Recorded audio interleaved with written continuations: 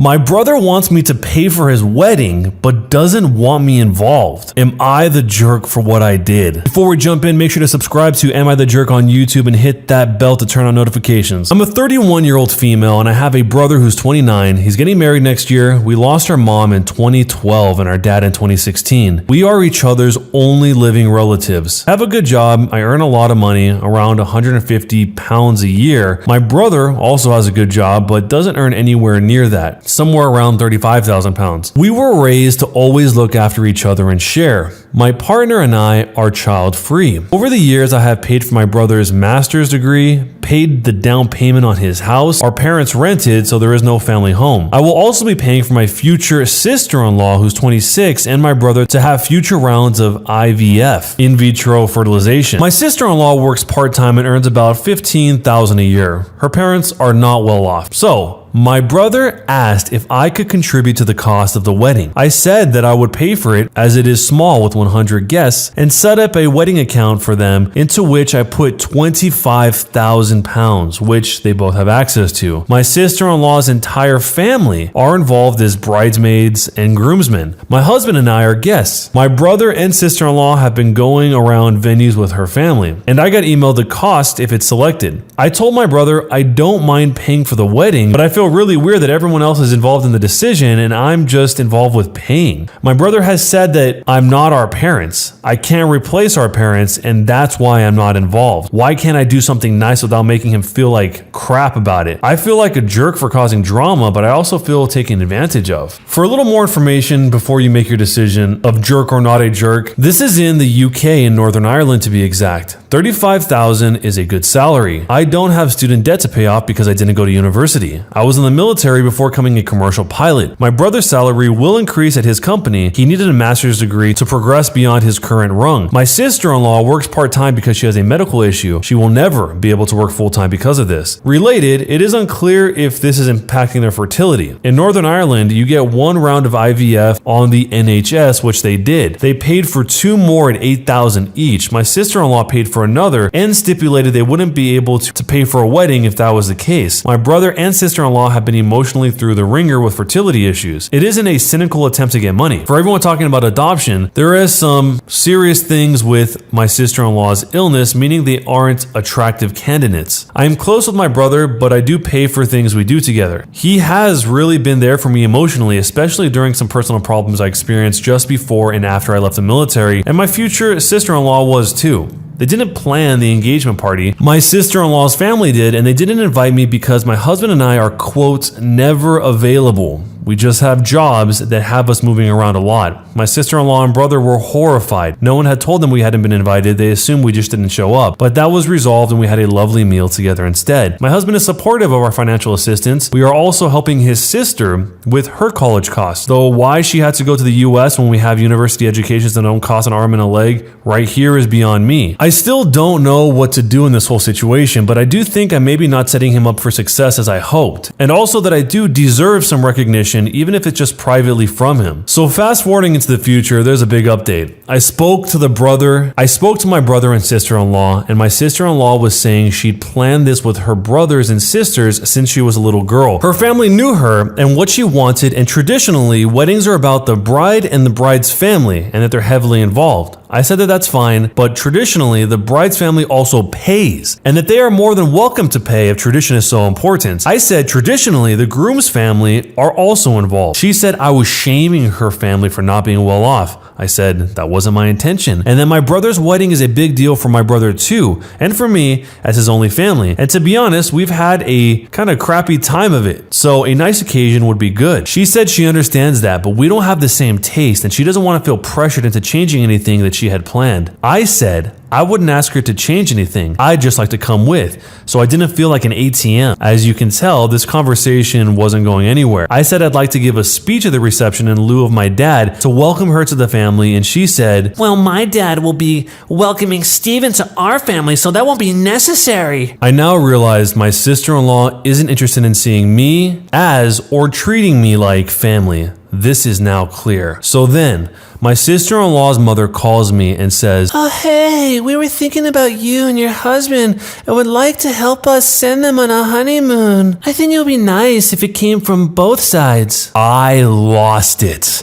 I said, did she not think me paying for the entire wedding was not enough? She said she had no idea that I was paying for the entire wedding. She just assumed that it was my brother. Which, let's be clear here, that makes no sense. Where are they gonna find $25,000 lying around when they've been saving for each round of IVF? So at this point, I am raging. I mean, wine in my pajamas raging. I call my brother. I tell him the situation, says he didn't know that they hadn't been told that I was paying. I said, isn't that the default assumption at this point? Bank of sister is paying. He said he appreciated everything I've done for him and that my sister-in-law and my sister-in-law's family just don't realize how much I've done and continue to do. He says he'll sort it out. My brother smoothes things over and asks me how I would like to be involved. I said, in all honesty, the fact that it's taken several rows on a thread for him to realize that I wasn't being treated with respect is hurtful, and it should not take this level of drama to be included in my own family member's wedding. I said that I would just attend as a guest. They can have sister-in-law's dream wedding, but I will be taking a step back in general. I said, I love him. I will always support him. I'll continue to support with the IVF, but otherwise, my financial assistance is done. Education, house, wedding, it's over to them now. My brother says that's okay with him and asks if stepping back means we won't see each other as much. I said, no, I'm still his sister. Of course we will, but this has really upset me and left me feeling like you and my sister-in-law don't value our relationship. This went on for a while and I said, I'm not trying to ruin his wedding. I'm not going no contact. I'm just going to be a sister from now on and stop trying to do what I think mom and dad would have done if they had the chance. We got into it about the pressure and obligations I felt since they passed. All very promising. I think I'm going to talk to a counselor about all of this. Lots of it is unprocessed grief, and unreasonable thought in my mind is that if my brother doesn't want for anything, then he won't be sad and won't feel the absence of our parents as much. We both agree this is the best for us both. So was I the jerk for paying for my brother's entire wedding and expecting to have been involved in it? The money is complicating this whole situation. As the OP said in the post, he's already making a decent wage, enough to live on, and perpetually assisting him financially seems to create all of these unnecessary complications, not only in their relationship between the OP and her brother, but also between the sister-in-law's family, the sister-in-law herself and the OP. You can already tell it's planting seeds of resentment. Just the single fact that the family of the sister-in-law didn't know that the OP, the sister, was paying for the entire wedding and then was expecting her to pay more for their honeymoon and wanted to split the cost. The OP was seething, and this is only a retelling of it. So you can only imagine how angry she actually was in that situation for feeling totally taken for granted. The most simple, straightforward solution here is let the brother be an independent adult, whether it's right now for this wedding or it's immediately afterwards. From the sounds of it, anything is better than the OP having to see herself as the ATM, as she says. So if this was you and your brother and you were helping him all these years and this happened, how would you handle it? Jerk or not a jerk? Let me know down below. Am I the jerk for banning my mother-in-law from the house after I discovered that she installed a camera in the bedroom? My husband is 33 years old. He got into a car accident almost a month ago. He's been bedridden due to a back injury, and I've been his primary caregiver. The pressure from my mother-in-law has been too much. She keeps telling me to take care of him and be there for him constantly. She begged me to take time off of work, and I did. She asked me to send her hourly updates about his condition for the first 2 weeks, but then when I don't, she'd get mad and it would cause an issue. She visits every day but doesn't do anything to help. Alternatively, she'd list all the things I should or shouldn't do. The family keeps telling me she's just worried sick for her son, so I try to stay calm. Days ago, she called to berate me about not replacing the sheets quickly. I had no idea how she found out since my husband didn't call her. My sister-in-law called me to tell me that her mom installed a camera in the bedroom to see if I was taking proper care of her son. I was stunned. After searching the room,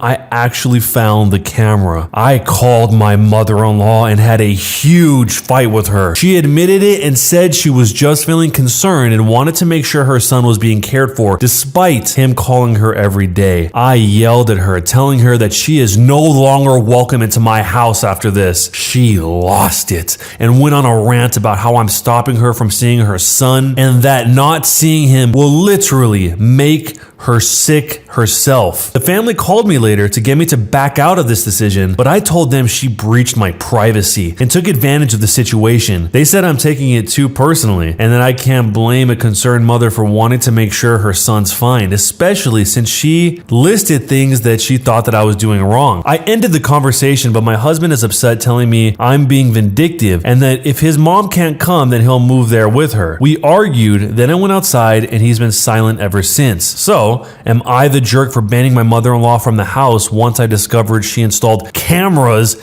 in my bedroom? That is such an extreme invasion of privacy that I cannot believe the husband is fine with it. Or even if he's not fine with it, but he just doesn't agree with the decision to ban the mother from the house, the OP didn't explain that he expressed that he's not okay with it because what is the mom doing? Just watching what they're doing all day long instead of actually coming there and helping and contributing? This mother-in-law must be at least somewhat tech savvy to be able to get the camera in there, set it up, and be able to monitor it all on her own, unless the sister-in-law that told the OP was the one that helped her set it up and then she had a change of heart. But either way, it doesn't matter. All that matters is the mom set up a camera in the OP's bedroom. I think that's enough to make anyone freak out and want to sever ties like this, but do you think it was too far? Let me know what you would do if somebody did this to you, your mother-in-law, your father-in-law. Either way, jerk or not a jerk, and why? Am I the jerk for how I responded to my brother-in-law's comment about my leg hair? I'm a 19-year-old female, my sister is 28, and my brother-in-law came over with the kids for dinner at my parents' house. I was watching my nieces while dinner was getting ready. We sat down and I happened to sit next to my brother-in-law. I was wearing a skirt and it accidentally lifted above my knee. My brother-in-law looked up and down my leg and made a face and then loudly said, "Oh, shoo, this is gross. You should have shaved. That hair isn't supposed to be there." Everyone stared. And I told him, if it's not supposed to be there, then why does it grow there? Can you explain? He was like, "Well, it's not supposed to be there." I pointed at his mustache and said, "Well, I guess the same thing can be said about your little mustache then, huh?" He looks at me with eyes wide open and an awkward silence takes over, though some laughed. My sister told me to knock it off as my brother-in-law got up from his chair and went inside the bathroom. My sister followed and I could hear him having a breakdown, asking her if there was something wrong with his mustache. My brother and I kept giggling, but dinner got cut short because my brother-in-law wanted to leave. I later got scolded by my sister, saying that I stepped over the line and I disrespected someone who's older than me, and demanded that I apologize to him for insulting him and for ruining dinner. My sister said the reason my brother-in-law got so offended was because he considers his mustache a symbol of his manhood, so I insulted his manhood, not just made a backhanded comment. She said I psychologically harmed him and I should apologize for it, but I'm not sure if that fixes anything except how he feels about his mustache. So, am I the jerk? This is one of those situations where it's confusing why the brother-in-law even cares. Who cares if she has hair or not? What does it matter to him? Maybe he thought he was telling a joke, but then forgot to tell the joke, and he thought it was funny, but nobody else really thought it was funny, and then he wasn't expecting her to clap back at him that hard about his unmanly mustache. It seems like a guy who doesn't have much going on, so he's focusing on caring about things that the average person probably wouldn't care about. What people think about his mustache and whether or not other people have hair on their legs. But how do you interpret this? Let me know down below, and jerk or not a jerk, and why. Am I the jerk for telling my dad who left that I don't remember him? I'm a 15-year-old female. My father is 46 years old. My dad left the family when I was 7 years old without any explanation. He just vanished one day and I've never seen him since. He left because of relationship issues with my mom. She was heartbroken and waited 5 years for him to return, but in the end, filed for divorce. Thankfully, she's over him now. To be honest, 8 years after he left, I barely have any memory of him at all. Only some resentment for the years of suffering he put my mom and sister through. My sister's 19. They tried to contact him, but he'd never respond. I can't remember his voice, his personality, or even his face much. Last week, he texted my mother and said that he wanted to meet. After 8 years of disappearance, my mom agreed.